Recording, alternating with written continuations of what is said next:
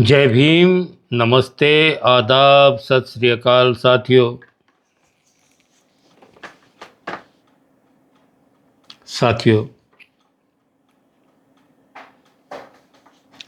26 नवंबर से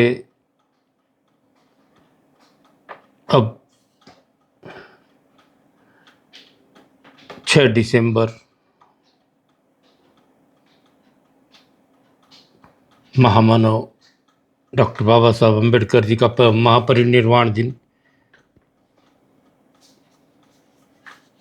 उन्हें शत शत नमन, कोटि कोटि अभिवादन बाबा साहब के प्रति। उन्होंने इतना त्याग समाज के हर व्यक्ति के लिए किया। इतने उच्च शिक्षित व्यक्ति, जीना है तो इस तरह जियो, ये संदेश उन्होंने दिया है। 1000 दिन बकरी की तरह जीने से अच्छा एक दिन शेर जैसे होता है जंगल का राजा, उस भांति जीना चाहिए। इसमें कोई मगरूरी नहीं, कोई घमंड नहीं। साथ में बाबा साहब ने हमें बुद्ध का इतना अच्छा धम्म दिया, तथागत का धम्म दिया है, जिससे हमें मानव बनने की हमेशा नित्य प्रेरणा मिलती है। पहले हम इंसान तो बने,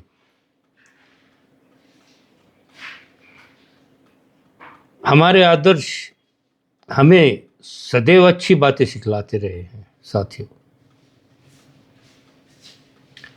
हम लोग कोशिश करते रहें कि हम अच्छे रास्तों पर चलते रहें। कहीं अगर थोड़ा सा भी दोष हो जाए, तथागत का धम्म यही कहता है, अगर मुझसे कोई अपराध भी हो जाए तो इसके लिए तथागत गौतम बुद्ध शास्त्र हैं, मार्गदर्शक हैं, वो हमें माफ़ कर सकते हैं। अगर धम्म के बारे में हमसे कोई गलतियां हो जाए तो धम्म हमें उस विषय में क्षमा करे, और अगर संघ के बारे में हमसे कोई दोष हो जाए तो हम वहाँ भी माफ़ी मांग सकते हैं। हमारे अपराध क्षमा करके हमें फिर से उसमें संघ में ले चलते हैं। इतना अच्छा बढ़िया धम्म दिया है। इंसान को इंसान मानने की सीख है बुद्ध धम्म में। इतनी कटुता सहने के बाद भी डॉक्टर बाबा साहब के मन में कभी कटुता नहीं रही किसी के भी विषय में। हाँ, गुस्सैल थे डॉक्टर बाबा साहब अम्बेडकर, लेकिन उन्होंने किसी की बुराई नहीं की। भारतीय संविधान भी इतना बढ़िया बनाया उन्होंने।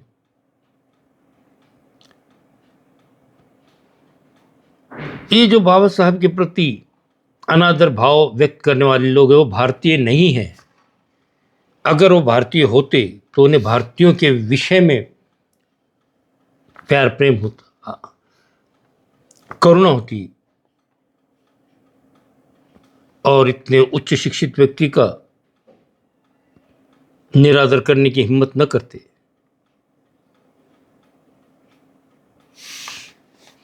अच्छे व्यक्ति का हमेशा आदर और सम्मान होना चाहिए, किसी का भी अपमान नहीं होना चाहिए। एक गीत मुझे फिर से याद हो चला है।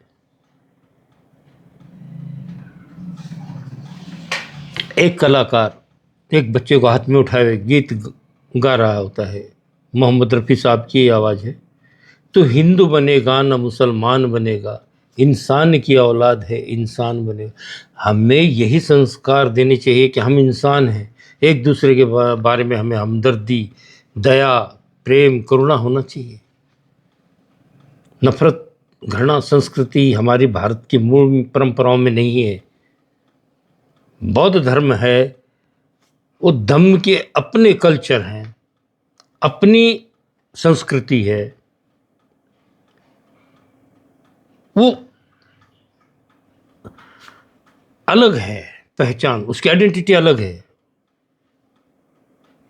उस पर दूसरे अन्य धर्मों का सिक्का नहीं लग सकता।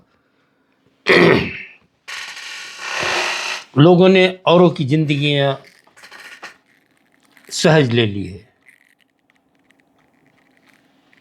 मगर भगवान बुद्ध का जो रास्ता है, फिलॉसफी है, वो सबके मंगल का, कल्याण का मार्ग है।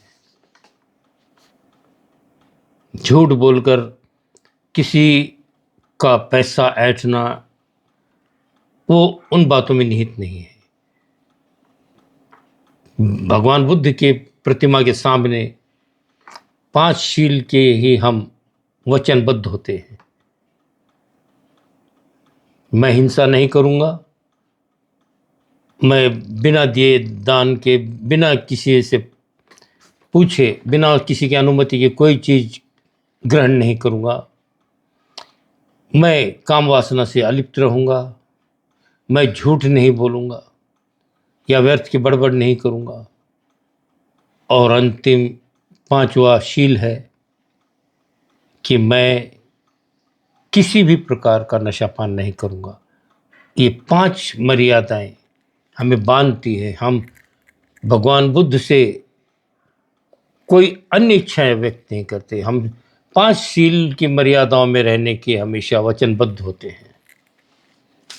तो साथियों, वक्त बदल रहा है, हालात बदल रहे हैं, युवा पीढ़ी मोबाइल के चक्कर में अपनी ज़िंदगी बर्बाद किए जा रहे हैं। ये भी एक किस्म का नशा है। इससे हम हमारे बच्चों को बचाएं, क्योंकि अगर ये एक शस्त्र की तरह से भी है, हमें अच्छी चीज़ें ही अपने इस मोबाइल के ज़रिए हासिल करनी चाहिए। ये प्रगति के द्योतक हैं चीज़ें, लेकिन बचकर भी हमें चलना होगा। अपने आप को बचाकर, समाज के प्रति एक अच्छा माहौल बनाकर, सबके मंगल, सबके कल्याण के लिए इस रास्ते पे चलना है। तो 6 दिसंबर का दुखोटा हम सब के लिए है कि इतनी बड़ी क्षति इस देश को हुई। ये केवल SC ST OBC के लिए ही नहीं था। बाबा साहब ने कितने किरदार निभाए हैं।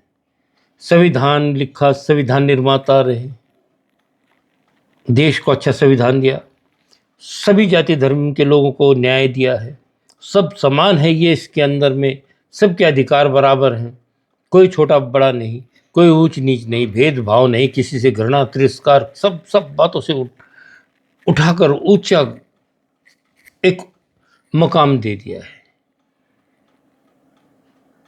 मान सम्मान के साथ सब जी सकते हैं।